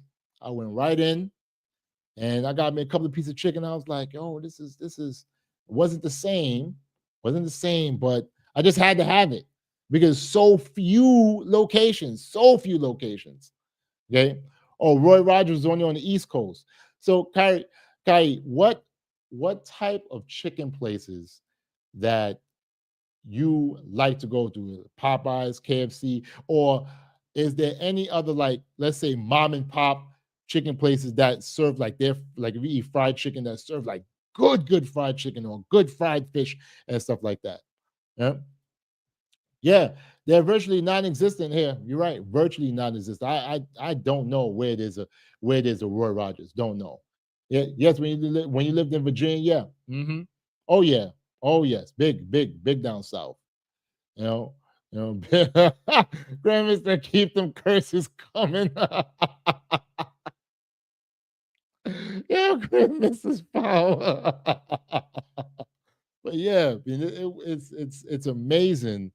Like some of the things that you grew up with, and you're like, dang, I wish I never left. But it's sad, but it's true. They gotta go.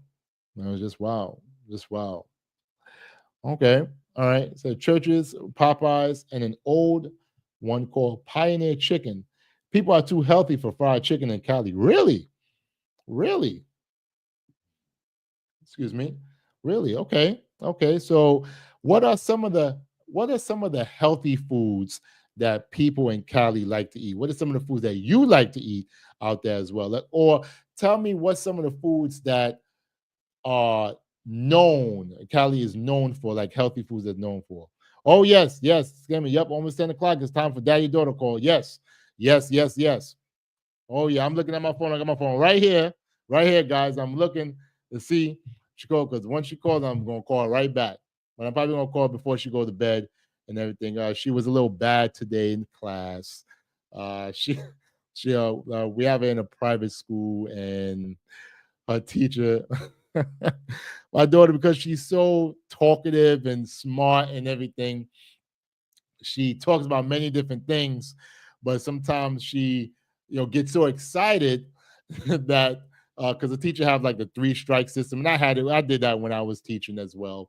And she put her name on the board, and like she can earn her name off the board, or earn a sticker at the end of the day if she don't get 3 strikes. But today she did get 3 strikes. She striked out and everything because she was talking, and she told me, she's like, "Oh, Daddy, I just couldn't stop talking." And I was like, "Okay, I understand. I understand. I understand." You know? Yes, lettuce wraps and Asian cuisine, blueberries and almonds. I hear that. I hear that. Lettuce wraps are pretty good. I prefer, if I'm gonna have a sandwich, I do prefer lettuce wraps. Is very, very good. That's very good. Yes, you're right. Yes, you're right.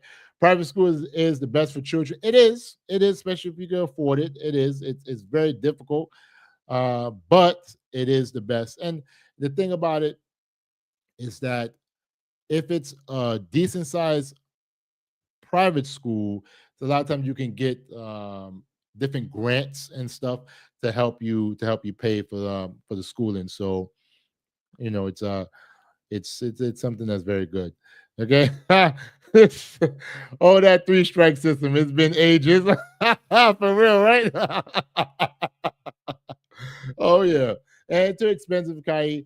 There's a reason why many schools in general can't stay open. True, true, true, true. Very, very true. I could take this off because I'm not doing any videos. All right. Kai says, as an ex-teacher, children should never get in trouble for talking. They just need redirection. Yes. Yes. I never had my students. I never got them in trouble for talking.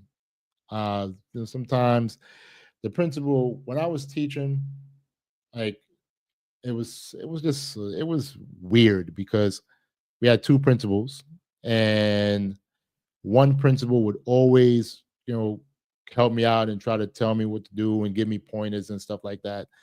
And then the other principal, was like, you should know what to do. And I had almost beg to get some help. And she would try to catch me with certain things. Like when the superintendent is visiting, other teachers would know that the superintendent is visiting, but I wouldn't know. And next thing you know, principal and superintendent's coming through the class. No warning, no notification that, hey, look, I'm going to have to visit the class. Just a pop in. And it was one time I just did a math test. So I graded the test, and all my students got at least an 85 or better. I was so happy for them. So I said, all right, cool. What we're going to do, we're going to have a little 20 minutes to talk amongst yourselves and just do what you want to do. Wasn't crazy. Oh my goodness, she popped in with the superintendent. Both of them gave me a look. I was like, oh damn, who is this lady? I didn't know that was the superintendent. He's like, oh, Mr. Taylor, it's instruction time. It's instruction time. I said, oh my goodness. So I had to go and quickly tell them, all right, kids, let's go and do something and everything. And then I went to my next lesson. And I said to myself, like, why didn't you even warn me? Like I would have had things prepared, but it is what it is, So I loved teaching, and I'll probably get back into it because they need male teachers. We badly need male teachers, but you have to have that support. We have to have that support. Very, very. We really do need to have that support. I agree, very expensive, especially on the East Coast. Yes, I agree with that for real. But our children need it. Our children need to have good quality teachers who not only know what they're doing, know how to teach. And I learned a lot from the teachers at the school and all the workers, the janitors. One of the janitors that retired when I was there. The school support staff, really helped me out, and I really learned a lot, and I really appreciate them. And during my time as teaching, and who knows, I might do it again, and we'll see what happens. It was very, very good. But my brothers and sisters, it is 10:04, and I am going to call my daughter so I can read her a bedtime story and spend some time with her. I really, really appreciate each and every one of you who has joined me. Thank you, thank you, thank you. Please, if you're just coming in, please just like the video, like the stream. Really appreciate you guys. Kai, Grand Miss, P65, Kenyatta, really appreciate you guys. Thank you, thank you, thank you. Guys, I'm doing this, and yes, I'm trying to grow and everything. And as a new YouTuber, it's hard. It's not easy. But I know that with you guys here, with my ride or die, my day ones, you guys are going to continue to help me grow. And I really, really appreciate you guys. Thank you, thank you, thank you so, so much. It's this year, yes, we have started with wild things, but I feel that 2025 is going to be the year to thrive, not only survive, but the year to thrive. And I know that each and every one of you are going to have great things happen this year and going to have wonderful, wonderful things, whether it's money, whether it's relationships, whether it's just being able to have more time, health-wise, everything. I know you're going to have it because this is the year to thrive. And I really wish that for you. And I pray that you guys are all going to have great experiences and get the things that you want in this life. Thank you, thank you, thank you. Grand Miss, you fool. Okay. Yes. Continue using Vaseline, drink more water, etc. Yes. Oh, yes. Please. Shout out to my mom, because if it wasn't for her, I would have came on with some chapped lips, and y'all would have been like, wow, these lips are chappy. Hands are not lotion. So I can't be ashy. All right. I don't want to be ashy here. But guys, thank you so much. Thank you, thank you, thank you. The next live is going to be on Wednesday, guys. God's willing, God's willing, God's willing. The next live is going to be on Wednesday. Grand Miss, please keep sending me the articles. Kai, if you can send me articles as well. Kenyatta, if you can send me articles as well. Thank you, thank you, thank you. I will go through them and bring them to you. Really appreciate you guys. I really love you guys. As I always said before, the new YouTube I'm trying to grow. I'm trying to reach that magic number of 1,000 subscribers and get 4,000 watch hours, which I am close, guys. I checked my analytics and I have 3,700 watch hours. So I am so proud of that. I couldn't have done it without you guys. I really, really appreciate you guys. Thank you, thank you, thank you. Till next time, guys. See you on Wednesday. Be safe out here. I love each and every one of you. Peace.